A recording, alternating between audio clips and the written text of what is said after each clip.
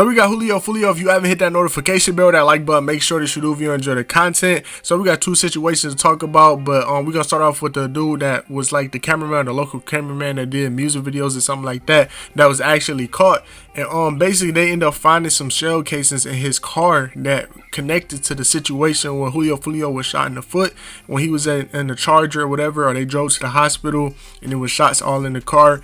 And you know, they end up finding connection to that in another situation where like somebody ended up passing away too. And the crazy thing about all of this is that they got social media and they got a lot of means to know, you know, what's the things that get a lot of people caught. They're around people who get caught. They see a lot of situations where that happen, and it's kind of confusing to me that they actually bring their phone to, you know, a situation. You know, they always ping the towers to see views in that general area, and they also use shell cases to figure out the position that somebody was at, and to actually have that type of evidence in your car and just leave it in there, that's, you know, kind of careless. So you just like get a shell catchers and certain things like that. So this stuff should be, you know, kind of obvious to them.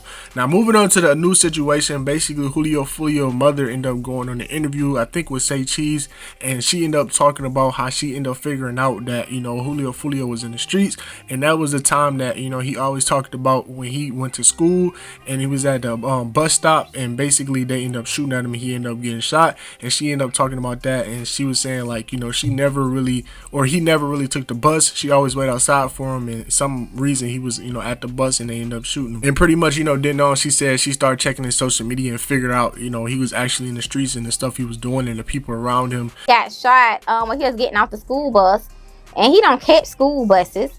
I was in front of the school waiting on him, and fell asleep in front of the school. It was an alternative school, and then he stopped answering the phone. I'm like, he got shot. But when he got in the hospital, this is when I found out at 14 that about the gun and that stuff right there, because he was under a whole lot of anesthesia and pain medication and stuff. He was like, Mom, I need a gun. I'm like, what? And it seemed like at that point stuff got, you know, real for Julio Foolio. But y'all let me know in the comment section how you feel about it. Make sure you guys like, comment, subscribe, hit that notification bell, and I'll see you in the next video.